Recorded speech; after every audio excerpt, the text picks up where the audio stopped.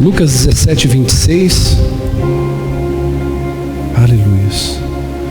Depois tem que lembrar, os meninos tiraram todas as fitinhas que ficaram bem compridas, né? Ficou aparecendo no telão. Depois a gente lembrar de pôr pelo menos uma fitinha bem discreta assim pra gente ver. O de trás está funcionando também, filho? Tá? Então daqui a pouco refresca mais. Diz assim o texto: assim como foi nos dias de Noé, também será nos dias do Filho do Homem. Versículo 27. Acompanhe comigo no telão aqui. Diga assim: o povo vivia comendo, bebendo, casando-se, sendo dado em casamento, até o dia em que Noé entrou na arca. Então veio o dilúvio e os destruiu a todos. Aconteceu a mesma coisa nos dias de Ló. O povo estava comendo, bebendo, comprando, vendendo, plantando, construindo, mas no dia em que Ló saiu de Sodoma, choveu fogo e enxofre do céu e os destruiu a todos. Versículo 30. Acontecerá exatamente assim no dia em que o Filho do Homem for revelado. E você diga amém. Se assente.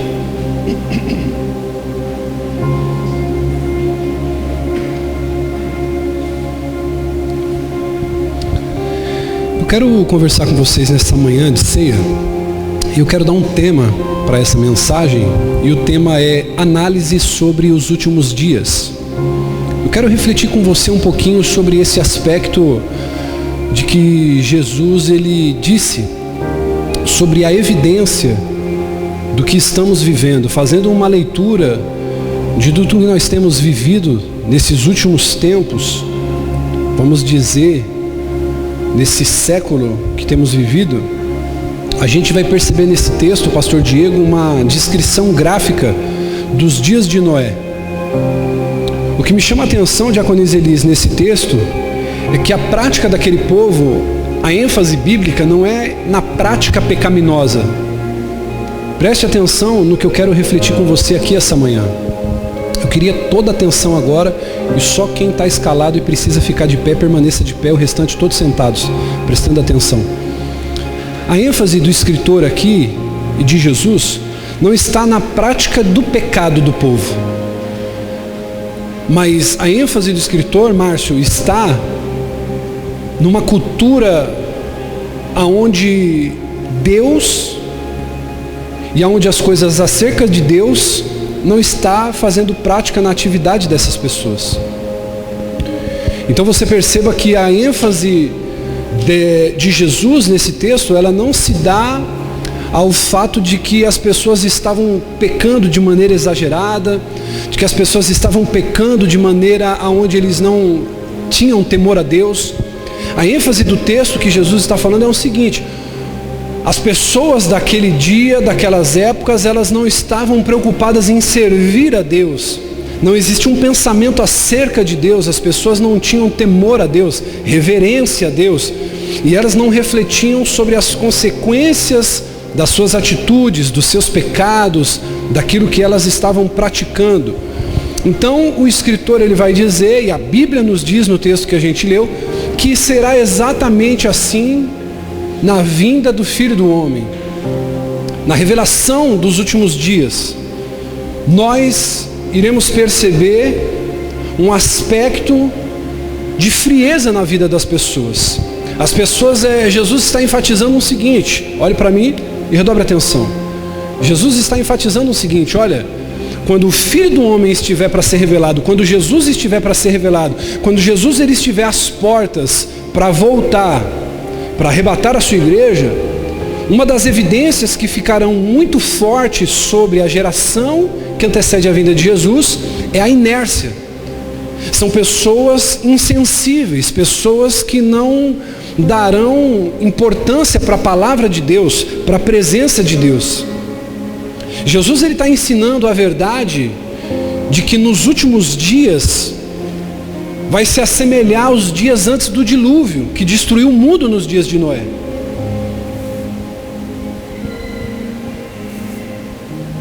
O que Jesus está querendo dizer com isso? As pessoas não estavam ligando para o anúncio de uma grande catástrofe. As pessoas não estavam ligando para o anúncio de um grande julgamento da parte de Deus. E se você parar para perceber, as pessoas hoje vivem como se Jesus não fosse voltar. As pessoas estão vivendo preocupadas com o trabalho, preocupadas com a família, casando-se, dando-se em casamento, fazendo filhos, construindo casa, investindo nos seus negócios, e elas não estão atentas ao anúncio de que há um julgamento para vir. E é essa análise que eu quero fazer com vocês sobre esses últimos dias. Existe uma palavra de que Jesus voltará para julgar cada um segundo as suas obras. Assim como nos dias de Noé, existiu uma palavra de Deus dada para Noé de que ele enviaria o dilúvio. E as pessoas não acreditaram, as pessoas não levaram em consideração, as pessoas elas não levaram a sério. Então esse texto, e a Bíblia nos diz isso para que a gente seja capaz de discernir os tempos e saber que o tempo está próximo, saber que o fim está próximo. É somente para uma pessoa de coração muito insensível que não fica evidente o final dos tempos que estamos vivendo. Eu não estou dizendo para você nem afirmando que Jesus vai voltar amanhã, no mês que vem, daqui a um ano, mas eu quero que você entenda que de fato e de verdade o cumprimento bíblico que a gente tem percebido é evidente. É evidente. Agora, o que eu quero que você entenda comigo? Olhe aqui para mim, preste atenção, redobre a sua atenção e preste atenção nisso. A ênfase que Jesus está fazendo nesse texto de Lucas não é pela aceleração do pecado. Olhe para mim, redobre sua atenção. Eu queria te pedir de presente a sua atenção. Não se assuste com o que você vê no noticiário. Você não deve se assustar com isso. Isso não me assusta. E eu vou te explicar por quê. Nós vimos agora um caso recente de uma família que trancou uma criança dentro de uma jaulinha lá, não foi isso? Tem pessoas que dizem para mim, bispo, você se surpreendeu com isso? Não. Ô bispo, nós vimos o caso lá do cara que queimou a esposa por causa de ciúme. Isso não te assombra? Não. O que me assombra, bispa, são pessoas que bebem da fonte da água da vida e vivem como se nunca tivessem conhecido Jesus. Isso me assusta. Pessoas que estão vivendo inerte, pessoas que estão vivendo aquém, pessoas que estão vivendo como se não existisse um Deus que vai julgar o mundo. Isso me assombra. Pessoas que não mudam a sua postura, que não mudam o seu modo de viver, estão vivendo como se Deus não existisse. Eu acho que isso é preocupante. Porque a ênfase do texto aqui, fazendo uma análise sobre os últimos dias, qual que é a questão de Jesus? Não é a questão do pecado. Entenda aqui que eu estou falando isso aqui de uma maneira poética, talvez. A questão de Jesus que ele está querendo enfatizar é o seguinte: não é as pessoas pecarem, não é o fato do pecado, porque desde Adão o pecado está no mundo. Mas o que Jesus está querendo dizer é o seguinte: ninguém quer buscar a Deus. Uma evidência de mornidão, de frieza, de apatia. E ele reforça isso. Então eu quero dizer para você nessa manhã que existem forças em operação no nosso dia que são muito parecidas com o dia de Noé. Existiam alguns elementos que estavam ativos nos dias de Noé, nos dias de Ló, que estão ativos em nossos dias. E essas evidências que eu quero construir com vocês aqui, elas nos provam que nós estamos vivendo os últimos dias e que temos uma missão a cumprir. Nós temos uma missão, a igreja tem uma missão a cumprir. E se nós somos a geração, eu e você, que antecedemos a volta de Cristo, assim como nos dias de Noé, nós temos uma missão também. Que se você está aqui dentro e você entende que esse juízo de Deus eminente está para vir sobre a humanidade, então você talvez seja um Noé dessa geração. Qual é a primeira evidência, bispo, segundo essa análise dos últimos dias, de que nós estamos vivendo os últimos dias? Primeiro, o aumento acelerado do pecado. A primeira evidência de que nós estamos vivendo, a Bíblia vai dizer que a maior queixa de Cristo, nesse texto aqui, fazendo essa conjectura, essa análise, é o seguinte: ele não estava enfatizando O fato das pessoas amarem o pecado, amarem a prostituição, amarem a avareza, porque ele já conhece o coração do ser humano, ele sabe que o coração do ser humano é inclinado ao pecado, só que ele questiona o teu povo, os teus filhos, pela falta de separação espiritual. Você percebe hoje, querido, que as pessoas não têm mais esse zelo de se separar. Tudo é permitido, tudo é válido, e se você fala alguma coisa, você é moralista, você é religioso, você é alienado. E perceba que Jesus vai estar dando uma ênfase sobre isso. Gálatas capítulo 6, versículo 5, vai dizer assim: o Senhor viu a perversidade do homem, que a perversidade do homem tinha aumentado na terra, e que toda a inclinação dos pensamentos do seu coração era sempre e somente para o mal. Aliás, Gálatas não, Gênesis 6, 5. Por que o Senhor ele emitiu um julgamento contra a humanidade nos tempos de Noé? Como você talvez tenha acompanhado na novela de Gênesis, da Record.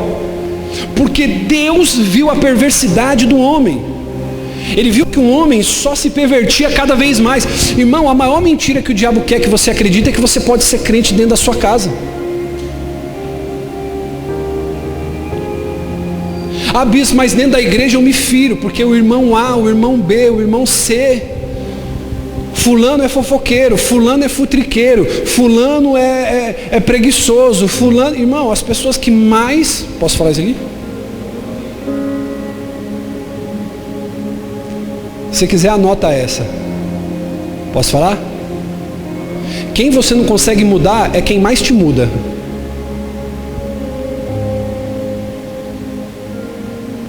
E muitas vezes esse é o nosso problema. Quem é casado aqui? Já parou para perceber que o maior problema do seu casamento é esse? Você está tentando mudar teu marido, tua esposa? Você está tentando mudar a pessoa na tua empresa, a pessoa na tua casa.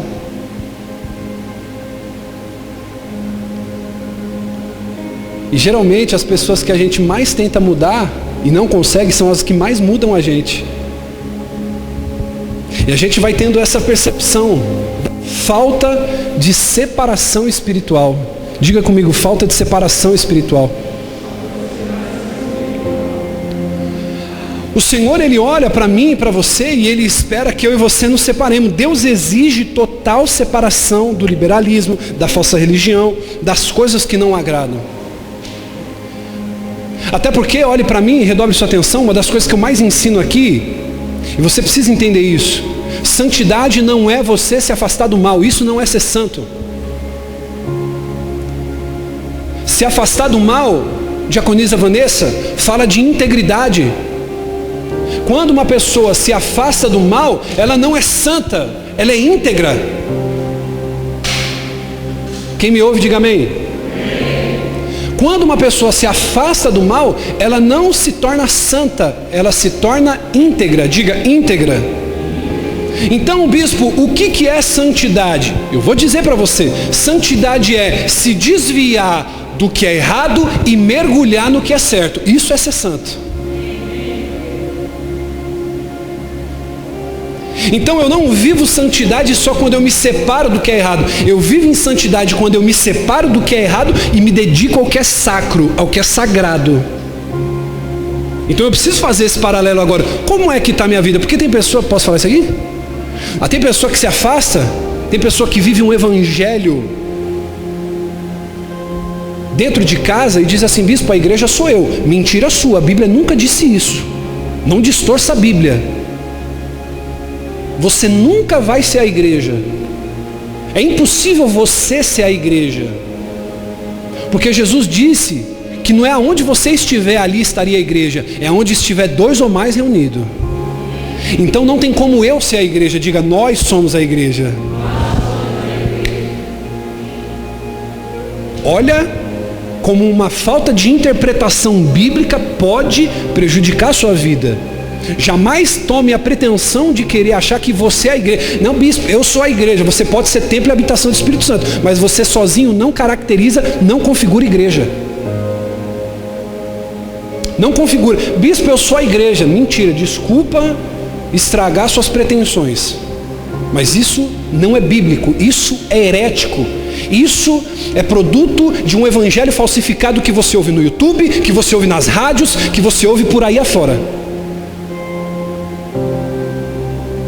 Porque a Bíblia diz que a igreja primitiva tinha tudo em comum. Eles eram uma comunidade de fé. E isso que caracteriza a igreja, 2 ou mais reunidos em nome dele. Amém? Então, 2 Coríntios capítulo 6, versículo 17, vai mostrar a exigência, o padrão de exigência de Deus para os seus filhos. Diz assim, 2 Coríntios capítulo 6, versículo 7: portanto, saiam do meio deles e se separem, diz o Senhor, não toquem em coisas impuras e eu os receberei. Uma das evidências que nós estamos vivendo nos últimos dias é que as pessoas tocam em coisas impuras, vêm na quarta-feira, vêm na quinta-feira, vêm no domingo, achando que Deus está recebendo o seu culto de louvor. E Deus não está, Ele está falando assim: se você se afastar de onde você tem vivido, se você parar de tocar as coisas que tem tocado, se você decidir me servir de coração, eu te receberei. Então nós precisamos entender, queridos, que a gente não pode ter uma consciência, como muitas vezes, vários de nós aqui tínhamos quando estávamos no engano. Eu mesmo ia para a missa, e aí eu participava da Eucaristia, comia aquela hóstia, eu falava assim: o da semana está pago. E voltava para me prostituir, para beber, para usar droga, e falava assim: não, domingo tem missa de manhã. Eu ia para a missa e voltava com a sensação de dever cumprido. E não é isso que Deus espera de mim e de você. Então, uma das evidências de que estamos vivendo os últimos dias, diga comigo, é a aceleração do pecado. Falta de separação espiritual. Falta de padrão moral. Essa é uma das evidências que estamos nos dias do fim. As pessoas não têm mais padrões morais. O texto que a gente leu, Gênesis 6:5, ele cabe aqui. O Senhor viu que a perversidade do homem tinha aumentado na terra e que toda inclinação do pensamento e do coração era sempre e somente para o mal. A gente vê que não existe um nível de padrão moral elevado. Quando Deus olhou do céu e viu a geração de Noé, Ele falou assim: esse povo só quer saber da própria vida. Esse povo quer casar, quer se dar em casamento. Esse povo quer curtir na praia no domingo. Esse povo quer comer churrasco. Tem pessoa que você olha e diz assim: poxa, esse cara é gente boa, esse cara é uma bênção. E aí às vezes a gente olha e diz assim: pô bispo, não tem problema nenhum esse cara beber uma cervejinha, tomar uma dosezinha num fim de semana com a família. Se a gente for fazer uma análise racional, poxa, de fato você vai falar assim: pô, o cara está com a esposa, o cara está com os filhos, ele só vai tomar um negocinho ali para poder se alegrar. Mas é justamente por não haver um padrão de ética moral, que quando esse cara menos percebe, ele está bebendo na segunda, ele está bebendo na terça, ele chega embriagado em casa, ele arrebenta tudo. Por quê? Porque não existe um padrão de ética moral, dele poder dizer assim: eu vou ter equilíbrio. Então a gente vê hoje, querido, que tudo, irmão, a gente chegou ao ponto, eu posso falar isso aqui, sim ou não? A gente chegou ao ponto, se isso aqui já aconteceu com você, me desculpa, eu não quero te mandar uma indireta, isso aqui já é uma direta logo. Eu nunca presenciei de alguém que esteja presente aqui, isso aqui eu estou falando das minhas ovelhas. Mas se isso atingir você diretamente, entenda que é o Espírito Santo que quer tratar o seu coração, amém? Não entenda como uma indireta do altar. Mas nós chegamos ao ponto da pessoa tirar uma cef tomando soro no posto de saúde, gente. A gente chegou ao ponto das pessoas se imbecilizarem. A pessoa está doente em cima lá da cama, está medicado. Nessa época de coronavírus, quantas fotos eu vi da pessoa lá nos tubos com o negócio na veia, a gente fica pensando: gente, o que está acontecendo com o povo? Tudo por like, tudo por view, tudo para poder aparecer. Não existe um padrão moral. Parece com os nossos dias, parece que vale tudo, irmão. Parece que vale tudo. Não, bispo, Deus não quer ver eu infeliz. Se eu gosto de homem, eu tenho que me relacionar com homem. Bispo, Deus é amor e toda expressão de amor, ela deve ser aceita. Ei, calma aí, alto lá. Esse mesmo Deus erótico que estão criando, um Deus Eros, de que ama tudo, de que faz tudo, é o mesmo Deus que criou o inferno e vai mandar para lá para morar eternamente quem não seguir Ele. Então eu não consigo acreditar só em um Deus de amor, que não julga com reta justiça, com retidão. O mesmo Deus, diga comigo, o mesmo Deus que me amou e mandou Jesus, é o mesmo Deus que criou um inferno eterno para quem não aceitar a tua palavra. Então, deixa eu dizer uma coisa para você, irmão. Se você espera ir para a igreja para que a Bíblia seja amoldada a você, desculpa dizer para você, querido, continua vivendo do jeito que você quer. A Bíblia nunca vai mudar. Diga assim: a minha vida precisa se amoldar à palavra. E posso dar um conselho para você? Vai ser difícil, vai ser desconfortável, vai te machucar, vai te ferir. Sabe por quê? Porque a Bíblia diz assim: aquele que quiser vir após mim, negue-se a si mesmo, tome a sua cruz e siga-me. Então vamos fazer uma análise aqui. Aquele que quiser me seguir, Jesus está dizendo o seguinte: o convite está aberto, vem quem quer, tome a sua cruz. Primeiro ele diz: negue-se a si mesmo. Irmão, uma das coisas mais raras no dia de hoje é você negar a si mesmo. Sabe por quê? Porque se te faz feliz, faça. Uma das coisas que a gente usa como argumento maior para a gente mesmo, para comprar uma coisa cara, para entrar no financiamento, para fazer as coisas da vida é: eu trabalho tanto, portanto eu mereço. Jesus está dizendo: quer me seguir? Negue-se a si mesmo. Tome a sua cruz. O que é cruz? Instrumento de tortura. Quero dizer uma coisa para você, irmão: seguir a Cristo vai te machucar, seguir a Cristo vai te ferir. Seguir a Cristo muitas vezes é você perdoar quem te feriu na face. Seguir a Cristo muitas vezes vai ser você andar 2 milhas com aquele que te obrigou a andar 1. Seguir a Cristo muitas vezes vai você sofrer o dano na empresa que você trabalha. Ah, bispo, você vai ver, eu vou rodar a baiana lá, me sacanearam, puxaram o meu tapete, me feriram. Irmão, quer seguir a Cristo? Negue-se a si mesmo e tome a cruz.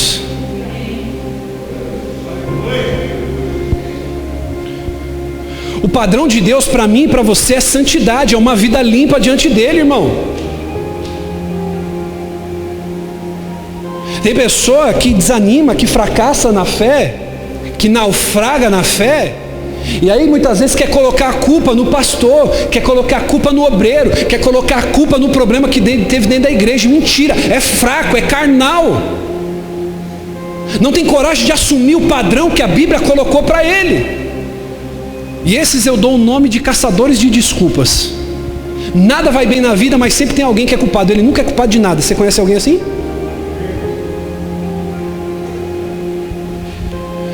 1 Pedro capítulo 1, versículo 16. Está escrito: sejam santos, porque eu sou santo. Uma vez que vocês chamam Pai aquele que julga imparcialmente as obras de cada um, portem-se com temor durante a jornada terrena de vocês. O padrão moral para mim e para você é a santidade, é a pureza, é o afastamento. E a gente vê que o pecado está cada vez mais acelerado. Irmão, hoje, posso falar isso aqui? Posso falar? Hoje você vê igreja de tudo quanto é jeito. Sim ou não? Você vê. Quero uma igreja para gay? Tem. Quero uma igreja para lésbica? Tem. Quero uma igreja para quem gosta de fumar um negocinho, bispo? Tem. Quero uma igreja que aceite eu ter outras mulheres? Tem. Tem igreja para tudo. Porque as pessoas conseguem, com a sua capacidade criativa, provar o que quiser com a Bíblia. E a gente vai vendo um evangelho diluído. Ô bispo, mas sabe qual que é o problema? Quando eu vejo, eu já estou envolvido. E é justamente isso. Amós capítulo 3, versículo 3 diz: 2 pessoas vão conseguir andar juntas se não estiverem de acordo? Posso dizer uma coisa para você? Ah, eu não vou falar isso aqui não.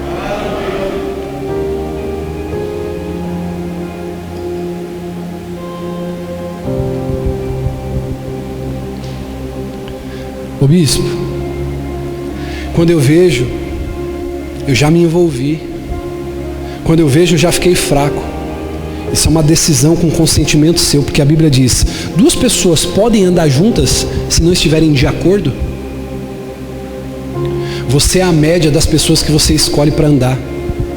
A tua vida de oração, a tua vida de jejum, a tua vida de leitura da palavra, ela diz muito a respeito das pessoas que você escolheu andar. A tua vida financeira diz muito das pessoas que você escolheu andar. Se você pegar as pessoas próximas de você, as 5 pessoas mais próximas, e você fazer uma soma do salário dessas pessoas e dividir pela quantidade de amigos que você tem dessas pessoas, você vai ver que dá a tua média de salário. Você vai ver que as pessoas próximas de você, é só você fazer as contas, irmão. Quais são as pessoas que você escolhe para andar? Bispo, eu estou com um problema no meu casamento. Só anda com solteiro, só anda com solteirinha, só anda com novinha, só anda com novinho. Casamento não vai melhorar. Bispo, eu preciso crescer na vida financeira. Não anda com ninguém que é formado, não anda com ninguém que é empreendedor, não anda com ninguém que é empresário. Como que vai mudar a vida financeira? Bispo, eu preciso ter paz. Só anda com atribulado. Como que vai ter paz na vida, meu irmão?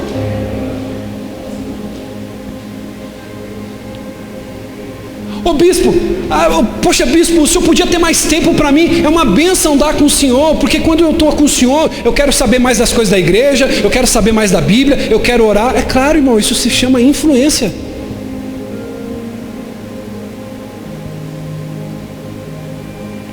Falta de discernimento espiritual, irmão. Olha o que diz Lucas 17, 26. Assim como foi nos dias de Noé, também será nos dias do Filho do Homem. O povo comendo, bebendo, casando, dando em casamento, até o dia que Noé entrou na arca. Então veio o dilúvio e destruiu a todos. Deixa eu dizer uma coisa para você, irmão. Não existe uma maneira carinhosa de dizer isso aqui. Eu posso falar? Se você não mudar o estilo de vida que você está vivendo, Deus te destruirá e te mandará para o inferno. Existe uma maneira educada de falar isso? Não existe. Não importa se você é o mais velho que está sentado aqui essa noite, tem idade para ser meu pai, meu avô.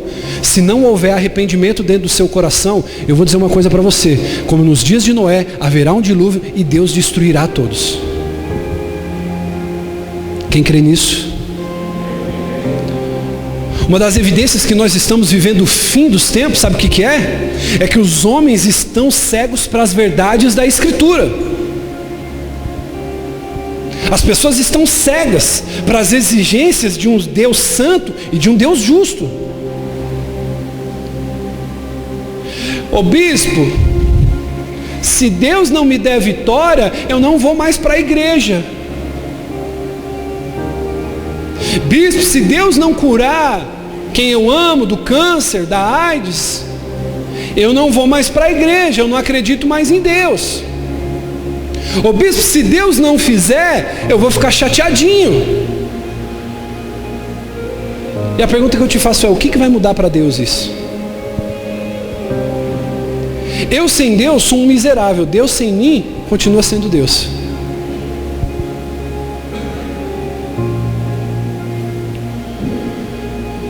Então os homens estão cegos, diga comigo, cegos para a verdade. Satanás, ele tem uma parcela sobre isso. 2 Coríntios capítulo 4, versículo 4 diz: o Deus dessa era cegou o entendimento dos incrédulos, para que não vejam a luz do evangelho da glória de Cristo, que é a imagem de Deus. Então olha para mim e redobre sua atenção. Tem coisas que acontecem na sua vida que o diabo, ele tem uma parcela de responsabilidade. Ele quer te cegar. Ele quer que o evangelho não se esclareça no seu entendimento. Mas olhe para mim e redobre sua atenção. O homem também é responsável por isso. Isaías capítulo 59, versículo 2 vai dizer o seguinte: as suas maldades separaram vocês do seu Deus, os seus pecados esconderam de vocês o rosto dele. Por isso Deus não os ouvirá, pois as suas mãos estão manchadas de sangue e os seus dedos de culpa. Os seus lábios falam mentiras e a língua murmura palavras ímpias. Então está nas nossas mãos a escolha de servir a Deus ou não servir. Está nas minhas mãos a escolha de continuar vivendo da maneira que eu estou vivendo, ou de colocar a minha vida nas mãos de Deus. Talvez, irmão, o que falta é uma palavra que tire o teu conforto, que tire você da zona de conforto. Deixa eu dizer uma coisa para você. Eu sei que nós temos muitos visitantes hoje aqui, muitos visitantes. Eu não quero ser indelicado com nenhum desses visitantes, mas eu quero pregar a palavra genuína da parte de Deus, amém? Eu quero dizer uma coisa para você. A Bíblia está dizendo que os meus pecados me separam do meu Deus. Enquanto eu não escolher que esses pecados sejam cancelados, colocar minha vida diante do altar, o inferno é um destino eminente para a minha vida. A palavra que Deus está falando, uma das evidências que estamos vivendo nos últimos dias é a apatia. As pessoas estão cegas para Deus, mas Ele está dizendo, isso é culpa do homem também, porque a Bíblia diz que Jesus não veio para condenar.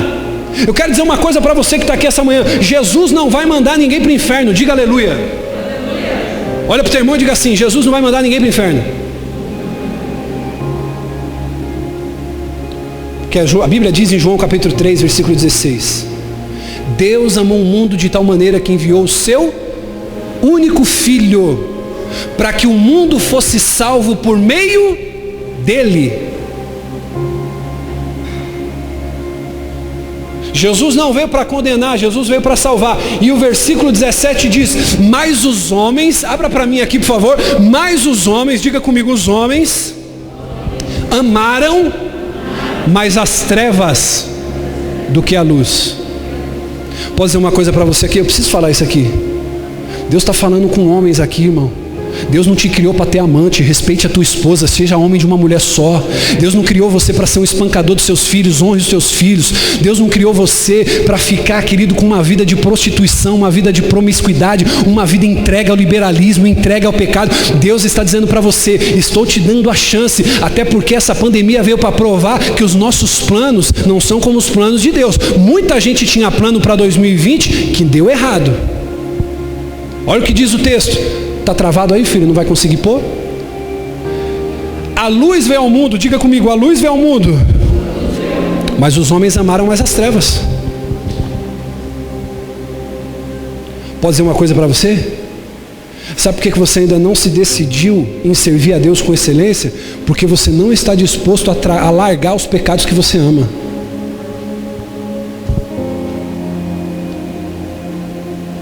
Ei, é gostoso ler a Bíblia? É nada.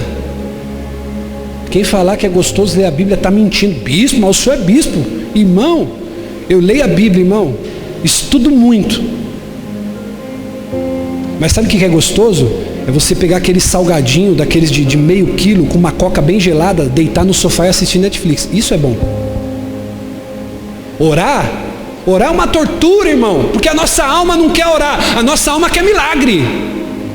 A gente quer cura. Posso falar isso aqui? Quem precisa num milagre, num casamento aqui? Bispo, eu preciso que Deus abençoe meu casamento, minha família. Quem precisa disso aqui? Tem alguém aqui que precisa de alguém que se converta? Tem alguém aqui? Bispo, na minha casa precisa alguém se converter. Deixa eu te perguntar, nesses últimos 3 meses, quantas horas você orou por isso? Horas. Não vou nem colocar dias, horas.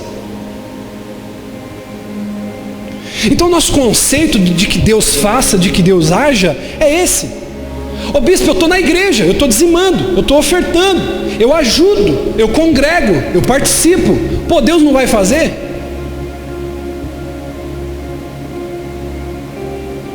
Às vezes seu casamento não está tão bem. Deixa eu te perguntar uma coisa: quantas vezes você importunou a Deus para que Ele mude teu casamento? Importunou, a palavra é essa, importunou a Deus.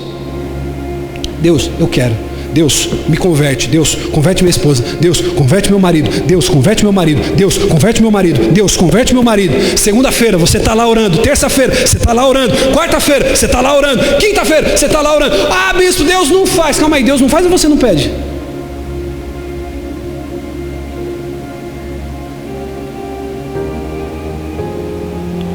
Nós temos a escolha, irmão. Nós somos produto das escolhas que fizemos ontem.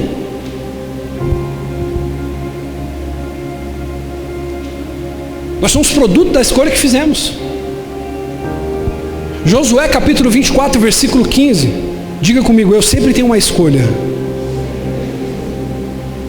Se porém não lhes agrada servir ao Senhor, escolham hoje a quem irão servir. Olha o que Josué está falando para o povo. Se não agrada servir ao Senhor, escolham hoje a quem irão servir. Se aos deuses que os seus antepassados serviram lá, além do Eufrates, ou aos deuses do Amorreu, em cuja terra vocês estão vivendo. Aí Josué diz assim: vocês vão escolher os deuses que vocês querem servir, porém eu e minha casa serviremos ao Senhor. É uma decisão. Quantas pessoas falam assim: bispo, eu queria ter um casamento que você tem, eu queria ter a família que você tem, mas não está disposto a sacrificar tudo que eu sacrifiquei para ter a família que eu tenho.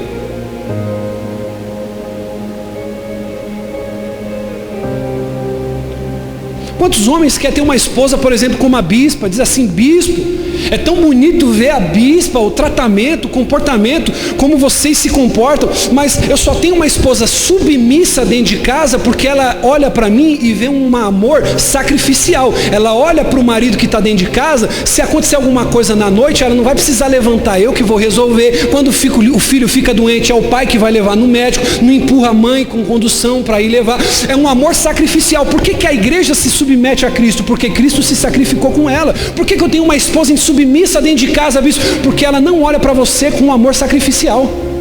Então é difícil me submeter para quem não se sacrifica por mim.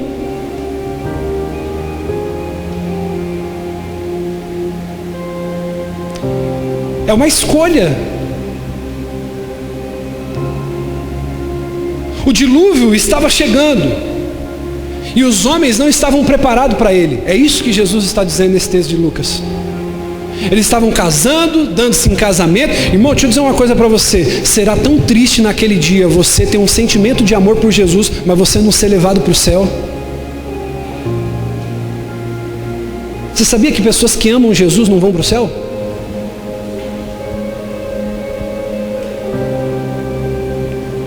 Pessoas que amam Jesus não vão ser salvas. Porque o que salva a tua vida não é o amor que você sente por Ele.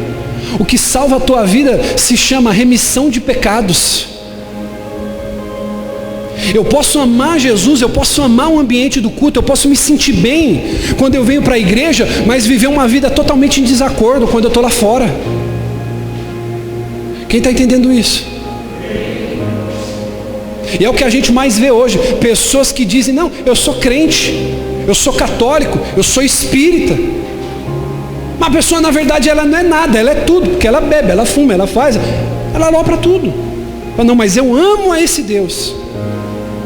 Olha o que diz Gênesis capítulo 6, versículo 7. Disse o Senhor: farei desaparecer da face da terra o homem que criei, o homem, os animais grandes, pequenos, as aves do céu. Me arrependi de os fazer. Ou seja, existia um julgamento evidente sobre a raça humana nos tempos de Noé, mas o povo não estava preparado. O povo não estava nem aí. O povo estava aquém. O povo estava vivendo a vida normalmente. Deixa eu dizer uma coisa para você. Talvez você entrou hoje por essas portas e está vivendo a sua vida do mesmo jeito, meu irmão. E Jesus te trouxe hoje aqui não para você prestigiar o batismo de uma criança, a apresentação de uma criança. Deus te trouxe hoje aqui para dizer: meu filho, chacoalha essa tua vida. Presta atenção à maneira como você está vivendo. Os dias são maus, Jesus está voltando. Existe um julgamento sobre a humanidade. Estão dizendo para você que está tudo bem, mas na verdade não está. Coloca a tua casa em ordem. Jesus está dizendo: é tempo de colocar a casa em ordem. Quantas pessoas vão ir morar no inferno eternamente porque amaram mais o seu trabalho, porque amaram mais os seus filhos, porque amaram mais a sua esposa, o seu marido? Cristo não foi a prioridade da sua vida. Existe um julgamento evidente. Irmão, deixa eu dizer uma coisa para você. Na primeira vinda de Jesus, bateram com um pedaço de cano na cara dele. Mas na segunda vinda, Jesus vai vir com um cetro de justiça para julgar todas as nações. Na primeira vinda, colocaram uma coroa de espinhos na cabeça de Jesus. Mas fica tranquilo, porque na segunda vinda, a Bíblia diz que Ele vem com uma coroa de justiça sobre a sua cabeça. Na primeira vinda, espancaram Ele, chicotearam Ele, colocaram Ele preso numa cruz. Mas a Bíblia diz que na segunda vinda Ele vem e na sua coxa está escrito: Rei dos Reis e Senhores dos Senhores. Na primeira vinda Ele foi humilhado, mas na segunda vinda a Bíblia diz que Ele virá exaltado entre os anjos no céu. Tem muita pessoa que zomba de você por causa do quê? Da tua fé, por causa de Jesus. Mas existe um juízo eminente. Na primeira vinda, Jesus veio como um cordeiro manso e humilde, levado ao matador. Mas na segunda vinda, a Bíblia diz que Ele é o leão da tribo de Judá e vai voltar para levar a tua igreja. Ah, meu Deus! primeira vinda ele veio como um cordeirinho manso, mas na segunda ele vem como um leão que ruge. Na primeira vinda ele foi humilhado, na primeira vinda ele foi crucificado, na primeira vinda ele foi maltratado, espancado, mas na segunda vinda ele vai voltar para julgar todos aqueles que não creram no Evangelho. Deixa eu dizer uma coisa para você, quero dizer isso com muito carinho, quem me ouve diga amém. Não estou aqui para ser seu amigo, eu estou aqui para incomodar você. Essa é a função do pastor. Eu estou aqui, irmão, para tirar você da zona de conforto. Se você voltar chorando, esse é o culto mais poderoso da minha vida. Se você voltar para casa triste, se você voltar para casa desanimado, decepcionado com você mesmo, esse para mim foi o maior culto que eu preguei na minha vida. Não estou aqui, irmão, para te dar doses homeopáticas, paliativas, para se sentir bem. Você precisa de um confronto com a tua realidade. Você prefere mentiras que te enganam ou verdades que te machucam? Deixa eu dizer uma coisa para você, irmão. Tem uma tempestade se aproximando aí. E talvez você está olhando para mim hoje pensando, esse cara é um louco. Mas eu quero estar com as minhas mãos limpas igual Noé. Noé pregou 120 anos, ninguém se converteu, só a sua família. Ele dizia assim, gente, vamos entrar na arca, porque está vindo uma grande tempestade. E talvez você está zombando daquele cara religioso que está pregando na praça, falando que Jesus está voltando. Mas tem um doido em cima desse altar dizendo para você, ei, coloca a tua vida em ordem, porque a volta de Jesus ela é evidente. Ela é evidente. E a Bíblia diz que ela será como um piscar de olhos. Abre para mim aqui, filho, por favor, Lucas capítulo 21, versículo 25. Tem uma tempestade se aproximando, irmão. O juízo de Deus sobre o mundo está às portas. Bispo, o senhor está falando isso porque o senhor quer me assustar? Não, eu não estou falando isso para te assustar. Eu estou falando isso para você colocar hoje a tua vida em ordem. Você não sabe qual será o dia de amanhã. Quantas pessoas foram para a sua glória sem Deus? Quantas pessoas partiram desse mundo sem Deus? Bispo, já morreu mais de 2 milhões de pessoas por coronavírus no mundo. Isso não quer dizer nada para mim. Não que eu não me compadeça com a dor de quem perdeu seus entes queridos. O que eu quero dizer para você, quantas dessas pessoas que morreram, morreram sem Deus, morreram sem salvação. Lucas 21, 25. Haverá sinais no sol, na lua, nas estrelas, na terra. As nações se verão em angústia e perplexidade, com um bramido e agitação do mar. Os homens desmaiarão de terror, apreensivos com o que estará sobrevindo ao mundo. Os poderes celestes serão abalados. Então se verá o Filho do Homem vindo numa nuvem com poder e glória. Ah, meu Deus! Quando começarem a acontecer essas coisas, levantem-se, ergam a cabeça, porque está próxima a redenção de vocês. Ah, como eu sonho com esse dia, irmão. Eu quero dizer para você, nós estamos vivendo perto do tempo do fim. Você deve trabalhar, você deve juntar dinheiro, você deve ter uma casa melhor, você deve ter um carro melhor. Tudo isso eu concordo e digo para você, faça isso, mas não troque a tua salvação por essas coisas, não troque. Eu quero dizer para você que hoje é uma manhã de arrependimento, hoje é uma manhã de colocar a vida no altar. E no altar de Deus, quem crê nisso, diga amém.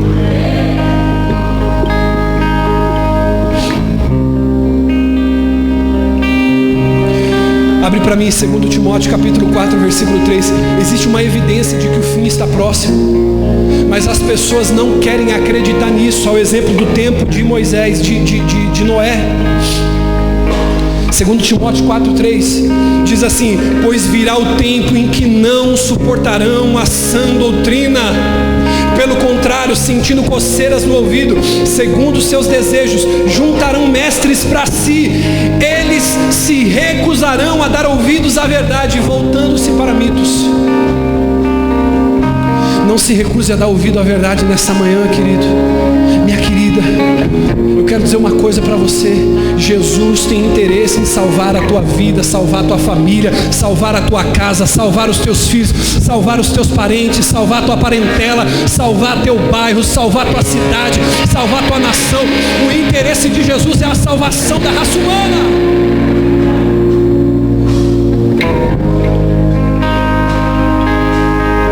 Irmão, tem pessoa que está achando que Deus ele tirou folga. Posso falar uma coisa para você? Deus não tira folga não. Gênesis capítulo 6, versículo 5, eu já li 2 vezes esse texto, quero ler a terceira. O Senhor viu que a perversidade do homem tinha aumentado. Diga comigo, Deus percebeu. Bispo, o que o senhor está querendo dizer? Deus estava ocupado nos dias de Noé, Everton. Márcio, a Bíblia diz que Deus percebeu a perversidade no coração do homem e que o seu coração estava inclinado para o mal.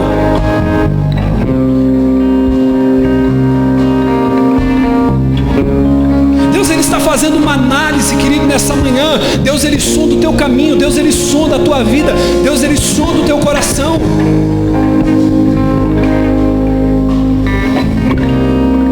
Deus ele conhece os seus caminhos, Ele está observando as atividades que você pratica. Ele está colocando numa balança, assim como foi nos dias de Noé. Ele está dizendo assim: o coração desse povo é impenitente. Deus ainda conhece tudo que está acontecendo no mundo.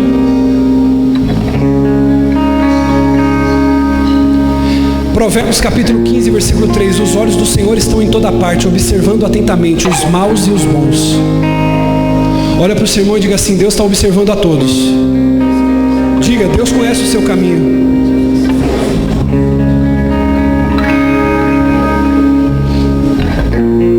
Hebreus capítulo 4, versículo 13: nada em toda a criação está oculta aos olhos de Deus.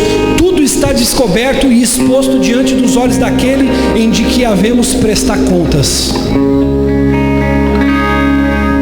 Quando Deus analisou o pecado nos tempos de Noé, Ele ficou preocupado. Deus está preocupado nos dias de hoje. Sabe por quê? Porque Deus ele sabe que existe uma paga para o pecado. Olha o que diz em Gálatas 6,7: não se deixe enganar, de Deus ninguém zomba. O que o homem semear, o homem colherá.